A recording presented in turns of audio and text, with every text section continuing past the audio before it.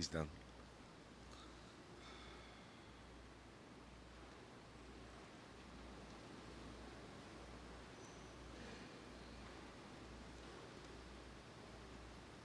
I had to look for Billy's last text to me, which was March 26, and I hope you don't mind if I start off with that. He said, Pinoy, despite the grim outlook of my heart, kidney, and constricting arteries ailments, there were bright rays of hope. There's a chance the heart could be repaired without angiogram. There's a good chance the kidney could be saved. He said, he winds up with that Cory rosary that you sent me started the good news trail. It was with a little bit of shock and surprise when my cousin Maria texted me that Billy had passed on. I must have spent at least an hour holding back any response. I didn't want to be a burden on the family at their moment of loss. Like a lot of you, that news made me confront the reality of losing not just a dear friend, but someone who had become a constant in a lot of our lives. We all have our vivid memories of Billy, and let me share one of my earliest ones at that. He and Lingoy Alquas were with me in the Coanco building one day a few decades ago. And while they were both, shall we say, roughly the same shape and size, one was serious and the other was buoyant and jolly. Billy was, of course, the latter. Somehow we all found ourselves all together leaving at the same time. We were all going to leave the building, and we waited for the elevator together. When it arrived, I entered the elevator first, and one of them followed. As the second one entered the elevator, which was admittedly old, I asked myself, will we make it all the way down safely? I made some quick calculations and estimates in my head, and to make a long story short, I stepped out. Between the two of them, the whole elevator seemed to have been fully occupied. Billy always had a great presence, and not just physically. In fact, it was the same presence, a combination of fearlessness, intelligence, professional skill, and a loud, jovial personality that brought him success in almost every, if not every single field he was involved in, from advertising and marketing to media and communications to politics and to writing. And he had such a gift for writing. Billy was one of those talented writers who was always aware of just how much power the written word, in fact, media, holds. I believe this is why he used his columns, to render a different kind of public service throughout many years. His distinct voice was always there, witty, authoritative, but never condescending. In his columns, you could find a reasonable, well thought out take on most, if not all, of the most controversial and relevant issues in the country. His role was that of a concerned citizen wanting to bring clarity to others, shed light on what was important, and help where he could. So he was honest about what he saw, both good and bad. For my part, I was grateful for this. It was constructive as opposed to those who choose to criticize mindlessly. This honesty gave his words even more power, to the point where it seemed as if Billy could do anything armed only with his laptop. From the emails to family and friends over the course of receiving treatment for chronic kidney disease, medical bulletins that turned into philosophical and humorous musings on life, to the political commentaries that made him famous, and even to beginning presidential campaigns. To be more specific, beginning my presidential campaign. In August of 2009, shortly after we laid Mom to rest, Billy came out with a column outlining why I should be president. That was premature, to say the least. At that time, my sisters and I were only starting to recover from our mother's death. We were now complete orphans. We had to get used to the fact that the leading light, the guide, teacher, mentor, and nurturer of our family was gone. A loss made palpable every time I would come home and go through the corridor along which her room was located. During her final illness, at times I would wonder, will she be coming home or will she ever come home again? Now I was sure she wasn't coming home and had to ask myself how comfortable I would be alone in Times Street with all the memories of a family that had gone through so many things. Yes, you can imagine that running in the 2010 elections was the farthest thing from my mind. I was not even sure if I would be running for re-election in 2013.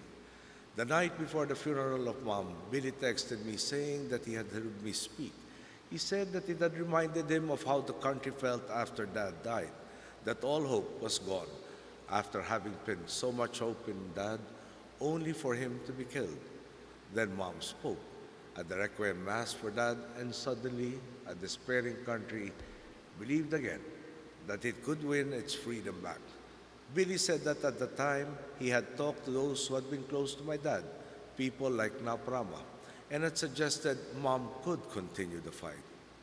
Now he proposed that I should take up the fight too. At that time, I took Billy's idea lightly.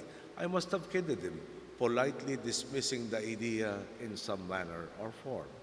The next day, during the funeral of Mom, I was walking amidst the crowd, and a man who I never really got the name of came up to me and said I should run for president. I replied, "Maawa naman kayo." The man replied by asking what if 1 million signatures were gathered, asking me to run. And in turn, I suggested that we were now 95 million Filipinos, a lot more, practically double than our population in 1986. To which he again had an answer. What if they gathered 2 million signatures?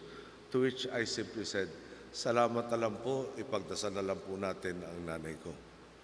A few days after the funeral of Mom, lo and behold, what I thought was a private text and call from Billy became the subject matter of his column. I should have known that he would not stop. That was another thing about Billy. When he believed in something, he was a force to be reckoned with. Billy was truly a chair wrecker. He did not pass through life just as a bystander. He willingly jumped into the fray time and again, probably wrecking chairs and other implements in the process. The day after that, on August 10 of 2009, Mr. Conrad de Quiros wrote about the same thing, and suddenly what had seemed a far-fetched idea seemed less so. You all know that in the opposition I had tried in my limited way to stop a new regime that seemed to model its every move on the Marcos dictatorship. I thought I had done my part, and I was wary of building up false hopes because of the huge problems I knew any successor of the previous administration would have to confront. What helped contextualize matters was something I believe Alex Lacson and others said when they went to our residence in Times Street to try and change my mind. And he said, "We will be there to help." He said, "All that we ask is for you to start the change, and that is enough. We don't expect you to change everything." I wondered if perhaps it might mean something to stop the hemorrhaging and start the healing, or at least even attempting to. Still, it would be an uphill battle all the way, not least with the prospect of entering a race when it was practically three-fourths of the way through, with others having prepared for it years in advance. And there we were, without an organization or the wherewithal to run a campaign. The truth is, the more dismissive I was, the more certain Billy became. In the face of all these doubts, one man had no doubts. It was Billy. Some point, the surveys came in, and with them came the validation of Billy's seemingly chaotic optimism. After that, I had a new name for Billy, and I called him the Prophet, to which he guffawed quite tremendously. We collectively took the leap of faith, armed only with the desire to finish what was started at EDSA, to get others to move on their own behalf. Our people gave us a mandate for change. Some say this is my fate. What I know is that Billy's idea brought us to where we are now. His idea engendered the optimism that has proven contagious in our country, except perhaps to the few who had gotten used to lording it over all of us. You will agree with me, it can never be said that Billy went into anything half-hearted, from his love of food to writing to his love for the Philippines. How many people can invite you to dinner, describe what is going to be served, and make you salivate in anticipation? On a more serious note, how many people willingly participated in the effort to undermine the media monopoly of a powerful and cruel dictatorship and help in rebuilding democracy afterwards?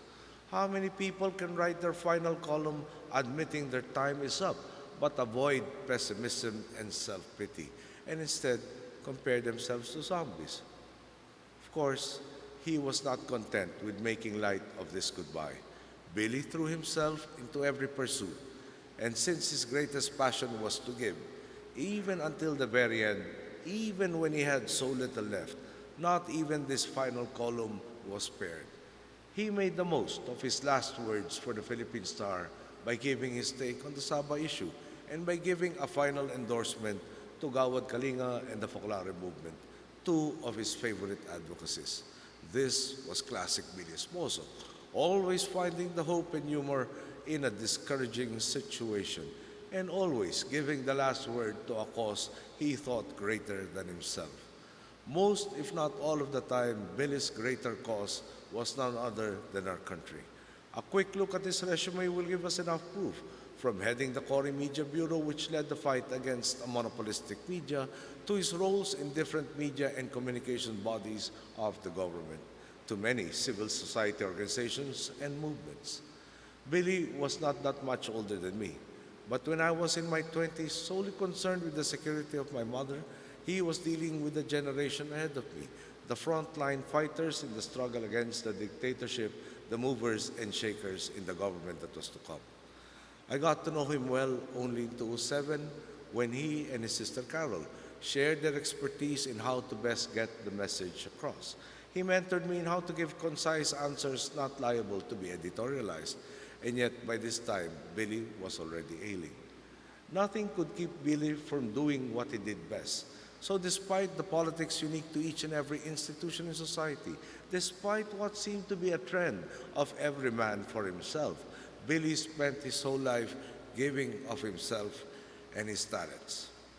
He was a true man for others even before the term gained currency. In his infinite generosity, he even volunteered me for the presidency of the country. In light of all this, I should tell Billy, and I tell you now, Billy, I forgive you for volunteering me. Kidding aside, we all know that Billy gave his all when he was thinking of the country. I believe this spirit of giving is the reason he continued to write until the very end. This spirit is why he has always been forward-thinking, with an eye on changing the Philippines for the better. Our successes today are rooted in that insight he made more than 3 years ago. And Billy has remained a good friend in all that time. I was always careful not to see him too often lest my perpetual cold might cause him problems. Even when I could not fully update him via text due to security concerns and could only resume our normal deep dialogue when we ran into each other, he kept the faith. So I wanted to say, Billy, I am honored to be a part of the future you saw for the Philippines. I find that when we lose someone, we tend to remember all the others who have gone ahead of us. In my case, I remember my dad, Senator Ninoy Aquino, my mother, and Secretary Jesse Robredo, just to name a few. These are the people who, in the words of St. Paul, I believe, have fought the good fight, have finished their course, and have kept the faith. Billy is one of them. His presence, his voice will be missed. But looking back on everything he has done for us, can we truly ask more of him? Today, remembering his life leads me to wonder, would he want us to mourn his passing or think about how better we can give to others and to our country? Hopefully, Billy's example will remind us of the questions we need to ask ourselves. Did I give my just share, or did I just choose to take care of myself? For Billy, the answer would have been simple. I am sure that when he met our Maker and was asked, "What did you do for the least of my brethren?" he said confidently, "I gave my all." The impish smile we know well would have been on his face as he walked through the gates of heaven.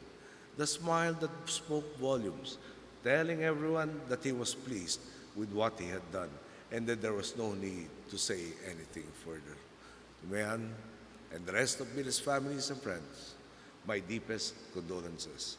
To Billy, I know you like to share the story of how you got the name Chair Wrecker. If I'm not mistaken, many years back, One of my uncles was teasing you about possibly destroying the chair you were sitting on. So you got up, and lo and behold, the chair was left intact.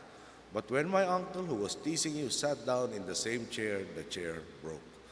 I remember that story today, and I hope that you will allow yourself to move on and rest and leave the job of wrecking chairs to us. Thank you. Good day.